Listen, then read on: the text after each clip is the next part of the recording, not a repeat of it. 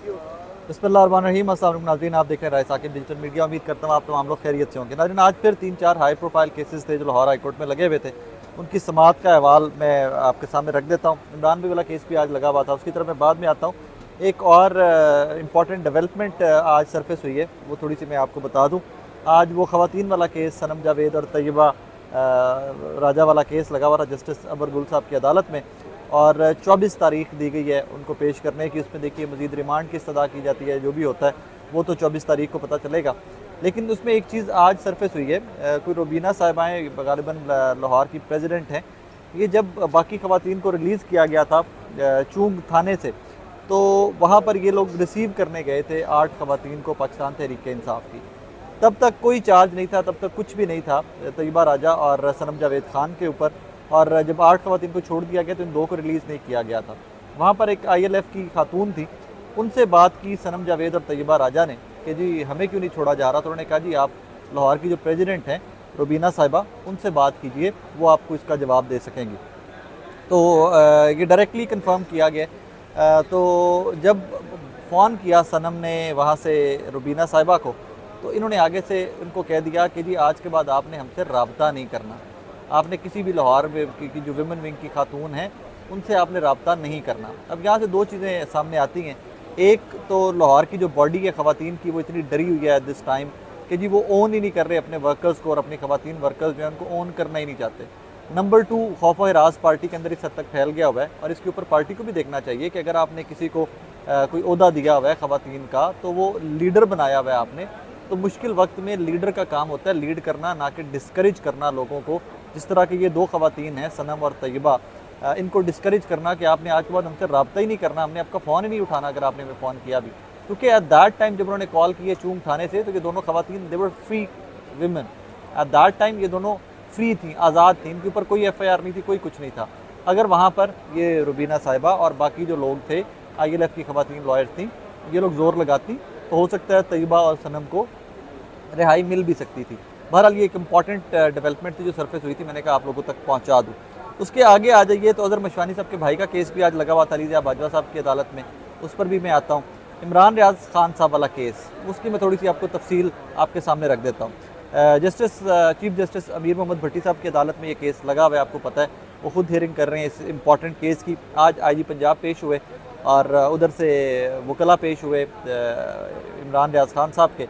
अब इसमें आकर जो डेवलपमेंट हुई है आज की सारी समात के अंदर भी कुछ वो इतनी बड़ी डेवलपमेंट या ब्रेक थ्रू आज भी नहीं हुआ। हालांकि कल रात से हम सुन रहे थे कि जी इमरान रियाज खान साहब देखे गए हैं या वो खैरियत से हैं और वो आज पेश कर दिया जाएगा। इवन उनके जो अपने वकील हैं अजहर सिद्दीक साहब, उनकी जानिब से भी ये ट्वीट किया गया था, लेकिन कोई बात ऐसा बनती दिखाई नहीं दी। आज भी लाहौर हाई कोर्ट के अंदर चीफ जस्टिस साहब की अदालत के अंदर कोई बात बनती दिखाई नहीं दी गई। एक शोर था उस रेड का जो उनके घर के ऊपर किया गया था पुलिस की जानिब से, तो उसके अंदर जज साहब ने कहा कि जी इस टाइम के ऊपर मेरा कंसर्न वो रेड नहीं है, मेरा कंसर्न इमरान रियाज खान साहब की वेल बींग और उनकी सेहत है, उनकी बाजियाबी है, बाहिफाजत बाजियाबी है। और जब उस रेड की डिटेल्स पूछी गई तो उसके ऊपर IG साहब ने कह दिया, डॉक्टर शुएब साहब ने कह दिया कि जनाब वो रेड हुआ है, उसमें पुलिस की गाड़ियाँ इस्तेमाल हुई हैं, लेकिन हमने रेड नहीं किया था, वो हमारी कोई सिस्टर एजेंसी है उसने रेड किया था, उन्होंने गाड़ियाँ पुलिस की इस्तेमाल की हैं। अब वो सिस्टर एजेंसी CTD भी हो सकती है, FIA भी हो सकती है, वो मुझे नहीं पता, क्योंकि उस तरफ जज साहब डिटेल में गए ही नहीं उसके आगे।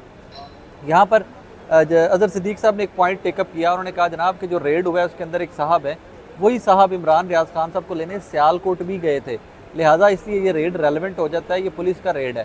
तो जस्टिस साहब ने कहा कि ये सारी कानूनी चीज़ें जो हैं और जो केस विनिंग आर्गूमेंट्स हैं, केस जीतने के लिए एक्सक्यूज़ मी, मेरा कंसर्न केस विनिंग आर्गूमेंट्स नहीं है। मैं नहीं चाहता कि केस विनिंग के चक्कर में आप लोग पड़े रहें, मैं चाहता हूँ कि इमरान रियाज खान को बाहिफाजत बाजियाब कराया जाए। उससे आगे चलकर जो सबसे बड़ी डेवलपमेंट आज की हियरिंग की थी वो यही थी कि IG पंजाब ने बार बार कहा कि जनाब आप मिनिस्ट्री ऑफ डिफेंस को और इंटीरियर मिनिस्ट्री को ख़त लिख दीजिए कि हमें पंजाब में से तो बाजियाब मैं नहीं करवा सका इमरान रियाज खान साहब को, मुझे नहीं मिले वो पंजाब के अंदर। सो मैं चाहता हूँ कि मैं बाकी प्रोविंसेस के बाकी सूबे जो हैं उनसे भी रब्ता करके, वहाँ के IG साहिबान, वहाँ की एजेंसीज जो हैं उनसे रब्ता करके इमरान रियाज खान साहब की बाजियाबी के लिए काम कर सकूँ। तो उसके ऊपर कितना टाइम चाहिए जी आपको, उसकी जानिब में मैं आ जाता हूँ। IG साहब ने यह भी कहा कि हालांकि कल वीकेंड था, इतवार थी, छुट्टी का दिन था, लेकिन लाहौर के जितने लोग जो वर्किंग ग्रुप बना था, एजेंसीज़ के लोग जो जनाब अमीर मोहम्मद भट्टी साहब ने हुक्म किया था, वो तमाम वर्किंग ग्रुप जो है वो कल भी मीटिंग्स करता रहा। चीफ सेक्रेटरी साहब के कैंप ऑफिस में हम लोग कल भी इकट्ठे हुए और इस केस के ऊपर कल भी हमने गुफ्तो शनीद की है, इस केस को हमने कल भी डिस्कस किया है, इसके ऊपर हम काम कर रहे हैं। अभी बहुत सारी फुटेजेस हैं, अभी बहुत सारे कैमराज हैं जिनको हमें उनकी डिटेल्स लेनी है, फर्दर आगे लेकर चलना है। लेकिन इसके ऊपर चीफ जस्टिस साहब ने एक चीज़ कैटेगोरिकली बार बार कही, उन्होंने कहा जी मेरा मुद्दा इस टाइम के ऊपर केस विन करना नहीं कि कोई केस विन करे, स्टेट विन करती है या उधर से इमरान रियाज खान साहब के वकील विन करते हैं। मेरा मुद्दा सिर्फ एक है और मैं दुआ गो भी उसके लिए, वो ये है कि इमरान रियाज खान साहब को बाहिफाजत बाजियाब करवाया जाए और उसके लिए बड़ा टेक्निकली जस्टिस अमीर मोहम्मद भट्टी साहब चल रहे हैं।